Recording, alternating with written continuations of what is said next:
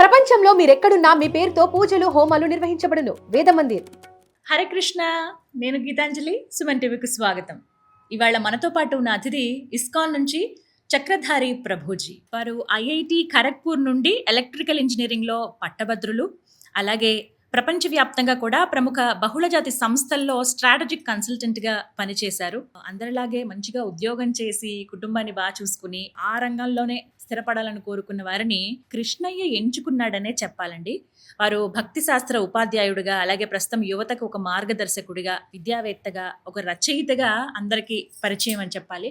ప్రత్యేకించి విజయవాడలో ఉన్నటువంటి ఒక చుట్టుపక్కల ఉన్నటువంటి 6-7 కేంద్రాల ఇస్కాన్కు వారు అధ్యక్షులుగా ఉన్నారు. అలాగే ఇంకా విశేషంగా చెప్పాలంటే చాలా వినమ్రంగా, భక్తితోటి కృష్ణయ్య గురించి వారు చెప్పే మాటలు ఎంతో ఆదర్శప్రాయంగా ఉంటాయి. కృష్ణయ్యకు మనల్ని ఇంకా దగ్గర చేస్తాయనే చెప్పాలి. ఈ నేపథ్యంలో వారిని ఒకసారి ఆహ్వానించాము. మీ ద్వారా ఎన్నో విషయాలు ప్రజలకి చెప్పాలండి, భక్తులకి, ప్రేక్షకులకి చెప్పాలంటే వారు ఆహ్వానాన్ని మన్నించి విజయవాడ నుంచి ఇక్కడికి రావడం జరిగిందండి, హైదరాబాద్ స్టూడియోకి. వారికి ధన్యవాదాలు తెలియచేస్తూ మరెన్నో విషయాలు కృష్ణయ్య గురించి, వారి లీలల గురించి, అలాగే ప్రభుజీ వారి మాటల్లో వారి గురించి, వారి పరివర్తనం గురించి, ఎలా ఇలా కృష్ణ సేవలోకి వచ్చారు అనేది తెలుసుకుందాం. హరే కృష్ణ ప్రభుజీ. హరే కృష్ణ అండి.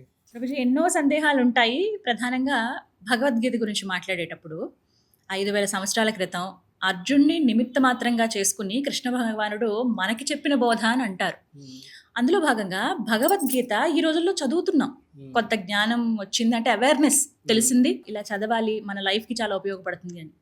అంతా చదవటం కాదు, కానీ అసలు భగవద్గీతలో ముఖ్యమైనవి ఇప్పటి యంగర్ జనరేషన్కి ఉపయోగపడే ఏవైనా 5 సూత్రాలు చెప్తారా అని అంటే ఏం చెప్తారు? కరెక్ట్ అండి, ఇది చాలా ఇంపార్టెంట్. ఎందుకంటే రీసెంట్గా కూడా కపుల్ ఆఫ్ బ్యాంక్స్ కానీ కార్పొరేట్స్ కానీ వాళ్ళు అదే అడుగుతున్నారు, relevance of Gita in our daily life అని చెప్పి, instead of asking entire Gita. First thing నేనేం చెప్తానంటే, ఎస్పెషల్గా for youth, first and foremost concept అంటే భగవద్గీత 3rd చాప్టర్, అది కర్మయోగ. ఎందుకంటే ఈ రోజుల్లో పిల్లలు ఎక్స్ట్రీమ్ యాంగ్జైటీ, డిప్రెషన్ అన్ని దేనికంటే రిజల్ట్స్ అనుకున్న రాకపోతే అని చెప్పి. సో భగవద్గీత ఏమని చెప్తుందంటే, success lies in not in trophy won but in race run. అంటే నీ ప్రయత్నంలో సక్సెస్ ఉంటుంది తప్ప ఫలితంలో కాదు అని చెప్పి. ఎందుకంటే ప్రయత్నం మాత్రమే నీ చేతిలో ఉంది అని చెప్పి. అంతే కదా. కాబట్టి అఫ్ కోర్స్ దీని గురించి చెప్పండి, 1 hour డిస్కస్ చేయొచ్చు. బట్ ఎసెన్షియల్లీ ఈ సిద్ధాంతాన్ని మనం అర్థం చేసుకోవాలి. I will give an example ఇక్కడ. థ్యాంక్ గాడ్ మంచి ఎగ్జాంపుల్ వచ్చింది. నా కజిన్ ఒక ఆయన ఉన్నాడు. సో ఒకప్పుడు వాళ్ళ ఫ్యామిలీకి ఏం లేదు, చాలా కష్టపడ్డారు, కష్టాలు. సో ఫైనల్గా ఈ అబ్బాయి బాగా సెటిల్ అయ్యాడు. తర్వాత సెటిల్ అయ్యాడు కదా, మా అమ్మ నాన్న బాగా చూసుకుంటాను, ఎన్నెన్నో ఆశ పెట్టుకున్నాడు అనమాట. సో వెల్ సెటిల్డ్ ఫ్యామిలీ అంతా సెటిల్, కానీ ముందెన్ని ప్రాబ్లమ్స్ ఉన్నాయి అంతకన్నా ఎక్కువ ప్రాబ్లమ్స్. అంటే ఫైన్ అంటే హస్బెండ్ వైఫ్ అదే, అంటే అమ్మ నాన్న కొన్నిసార్లు క్లాషెస్ అనమాట. వీడు పాపం మధ్యలో అలిగిపోతున్నాడు.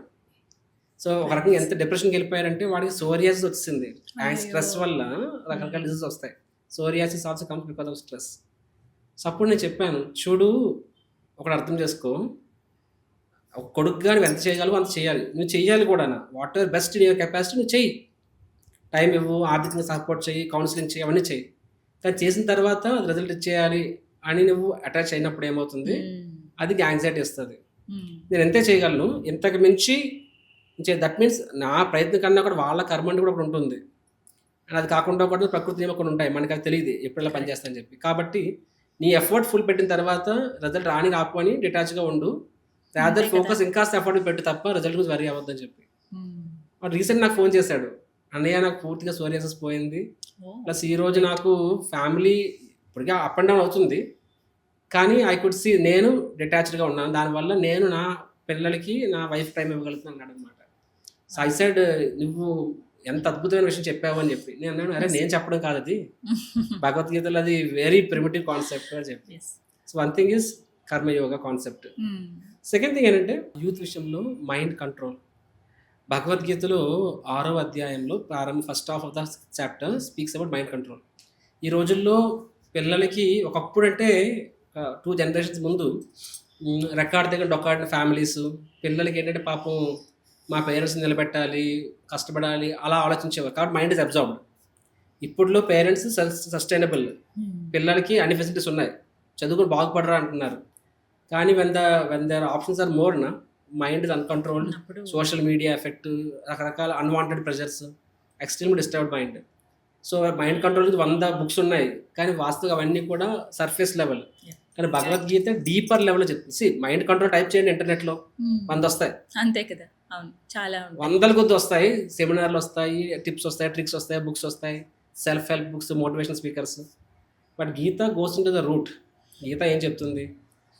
The order of our hierarchy, senses, mind, intelligence. So mind control అవ్వాలి అంటే సెన్సెస్ కూడా మైండ్ ఇన్ఫ్లుయెన్స్ చేస్తాయి, ఇంటెలిజెన్స్ ఇన్ఫ్లుయెన్స్ చేస్తుంది. కాబట్టి సెన్సెస్ ఎలా కంట్రోల్ అంటే హోలిస్టిక్ అనమాట. Exactly. ఇంద్రియాలు ఎలా కంట్రోల్ చేసుకోవాలి, మైండ్ ఎలాగా, ఇంటెలిజెన్స్, 3 కూడా అవసరం. చెప్తుంది. అవును. సో అది భగవద్గీత చెప్తుంది. Second point. Third point Bhagavad Gita speaks is యాక్చువల్గా బయట లోకంలో ఏమనుకుంటారంటే ఫ్రీడమ్ ఈక్వల్ టు ఎంజాయ్మెంట్ అనుకుంటారనమాట. భగవద్గీత ఏం చెప్తుందంటే యాక్చువల్గా రెగ్యులేషన్ లీడ్స్ టు ఫ్రీడమ్ అని చెప్తుంది అనమాట. ఓ మనకి ఏమంటే రెగ్యులేషన్ అంటే బాండేజ్, నో రూల్స్ అంటే ఫ్రీడమ్ అనుకుంటాం. అవును, కానీ భగవద్గీత చెప్తుందంటే regulation actually gives freedom. Example చెప్పాలంటే గాలిపటము అంటే సరే నాకు ఈ దారం తాగడం నేను పైకి ఎగరలేకపోతున్నాను, ఈ దారమే లేకపోతే నేను ఇంకా ఆకాశం ఎగరగలను చెప్పి. కానీ దారం తెగిపోతే ఏమవుతుంది? ఆకాశం ఎగరదు, కాసేపు దేనికో ముళ్ళ తుప్పలో పడిపోతుంది. సో రూల్స్ అనేవి బాండేజ్ కాదు, రూల్స్ అనేవి యాక్చువల్గా ఫ్రీడమ్ అని చెప్పి భగవద్గీత చెప్తుంది అనమాట. విచ్ మీన్స్ సమ్ రెగ్యులేషన్ పెట్టుకోవడం వల్ల అది నీకు ఈరోజు ఇప్పుడు ఫర్ ఎగ్జాంపుల్ క్రికెట్ ఆడుతున్నాం, రూల్స్ అనేవి లేకపోతే ఆట ఎంజాయ్ చేయలేము. ఇప్పుడు మనం రోడ్ అని వెళ్తున్నాం, నాకు ఈ సిగ్నల్స్ వద్దు అనుకుంటే అనిపిస్తుంది, కానీ సిగ్నల్స్ లేకపోతే ఎక్కడ నుంచి స్టక్ అయిపోతాం, పూర్తిగా జామ్ అయిపోతుంది. ఆ సిగ్నల్స్ ఉండడం వల్ల, ఆ రెగ్యులేషన్ ఉండడం వలన నువ్వు యాక్చువల్ కొంచెం లేట్ అయినా స్మూత్గా వెళ్తావు. సిమిలర్గా రెగ్యులేషన్ అనేది వాస్తవానికి అది నీకు ఫ్రీడమ్ ఇస్తుంది. ఇప్పుడు స్మోకింగ్ అనేది ఫ్రీడమ్ కాదండి, స్మోక్ చేయడం ఈజీ, వదలడం కష్టం. అదే కదా. సో సిమిలర్లీ రెగ్యులేషన్ అనేది ఫ్రీడమ్ ఇస్తుంది అనే కాన్సెప్ట్ భగవద్గీత ఎక్స్ప్లెయిన్. నేను డీటెయిల్గా అనట్లేదు, బట్ అదే concept. Third concept. Fourth concept ఏంటంటే భగవద్గీత నీకు train to see above all sects, cults, ఇప్పుడు అబౌవ్ ఆల్ బ్యారియర్స్ అనమాట. భగవద్గీత ఏం చెప్తుందంటే పండిత సమద విద్యా వినయ సంపన్నే బ్రాహ్మణే గవిహస్తిని సునీచేవ సుపకేచ పండిత సమదర్శనం. అంటే ఏ లర్న్డ్ పర్సన్ ఒక విద్యా వినయ సంపన్నే, ఒక నిజంగా వినయంతో కూడిన విద్య ఎవరి దగ్గర ఉంటుందో వాళ్ళు లోకల్ అందరినీ సమంగా చూడగలరు అనమాట. బ్రాహ్మణ గవి, గోవుని, కుక్కని, కుక్క మాంసం తినేవాడిని, నలుగురిని కూడా సమదృష్టి. అంటే నలుగురు సమానం కాదు, బ్రాహ్మణుడు కుక్క మాంసం తినేవాడు సమానం కాదు, కానీ సమదృష్టి అంటే ఎలాగంటే ఆత్మస్థాయిలో అందరూ ఒకటి. కాబట్టి they all have a holy spirit with them. ఆత్మస్థాయిలో ఎవ్రీ వన్ ఇస్ డివైన్, ఎందుకంటే అందరం కూడా ఆయన నుంచి వచ్చిన వాళ్ళమే. కాబట్టి వెన్ యూ అండర్స్టాండ్ దిస్ మనము నా దేశం, పరాయి దేశం, నా కులం, నా మతం, ఈ బ్యారియర్స్ని యాక్చువల్ స్పిరిచువలిస్ట్ ఇవి చూడడు అసలు. Genuinely how to come out of this all this barriers is when you can see inside the body, not the body. Body లెవెల్లో వీఆర్ డిఫరెంట్. సో ఈ రోజుల్లో మనము ఇది విశ్వ సోదర భావం అంటున్నాము, ఇవన్నీ అంటున్నాము. ఇవన్నీ అవ్వాలి అంటే బాడీని పట్టుకుని అవ్వండి, పాసిబులే కాదు. But when you go inside the body నా so Bhagavad Gita helps us to పర్సన్ని ఈక్విలిబ్రియం తీసుకెళ్తుంది. ఇంకోటి ఏం చెప్పొచ్చు అంటే భగవద్గీతలో యాక్చువల్గా నీ జీవితం నీ చేతిలో ఎలా ఉంచుకోవచ్చు అనేది నేర్పిస్తుంది. ఈ రోజుల్లో చెప్పండి, మనం 100 ప్లాన్లు వేస్తున్నాం, ఎన్ని ఫాలో అవుతాం చెప్పండి? ప్రతి ఒక్కరు అడగండి, మనమే బ్రేక్ చేసేస్తాం. అదే అండి, మనం 10 చేసుకుంటే 9 మనము ఫెయిల్ అయిపోతాం. ప్రతిరోజు ప్లానింగ్ వేసుకుంటాము, బట్ తర్వాత అలిసిపోతాము, వదిలేస్తాము. సో మన జీవితము మన కంట్రోల్లో ఉండట్లేదు, వేరే వాళ్ళ కంట్రోల్ ఉంటుంది. ఎవరి కంట్రోల్లో ఉంటుంది అంటే అవి 3 మోడ్స్. సో వాస్తవానికి కొంతమంది they plan and they execute, కొంతమంది దే ప్లాన్ దే ఫెయిల్. ఇద్దరిలో తేడా ఏంటి అంటే టాలెంట్ కాదు, లేకపోతే ఇంకేదో కాదు, జస్ట్ దట్ ఆ పర్సన్ ఎవరైతే రజో తమో గుణంలో ఉంటారో అది ఒక మనిషిని స్థిరత్వంగా ఉండనివ్వదు. కాబట్టి no matter how many plans you make, you live make, అంటే నీ జీవితం నీ కంట్రోల్లో ఉండదు.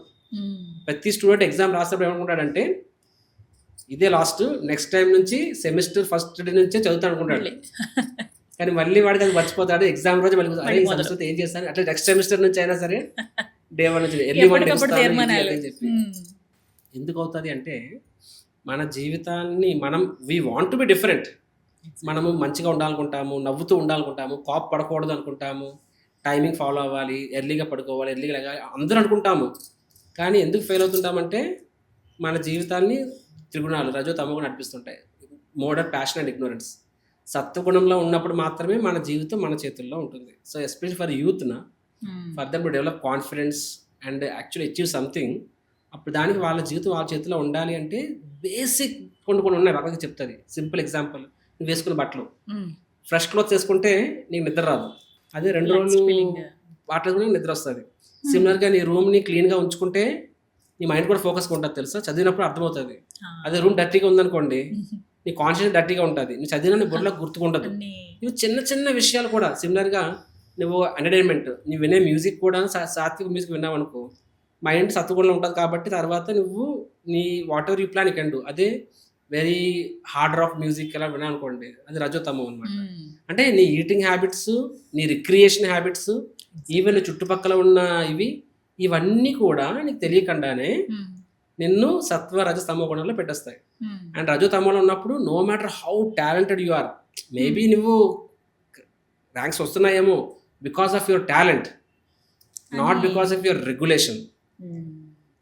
కానీ అంత టాలెంట్ ఉండి రెగ్యులేషన్ కూడా ఉంటే స్కై ఇస్ ద లిమిట్ ఆడ వ్యక్తికి.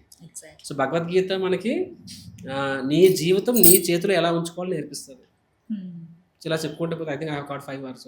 చాలా ఇంకా చాలా ఉంటాయి. ఇవి ముఖ్యంగా యంగర్ జనరేషన్ గుర్తుపెట్టుకోవాల్సినవి. ఇవి అసలు ఈ వీడియో సేవ్ చేసుకుంటే గనక చాలా ఉపయోగపడుతుందండి వాళ్ళకి. చాలా ఇంపార్టెంట్ విషయం అందరితో షేర్ చేసుకున్నారు. ధన్యవాదాలు ప్రభుజీ. హరే కృష్ణ.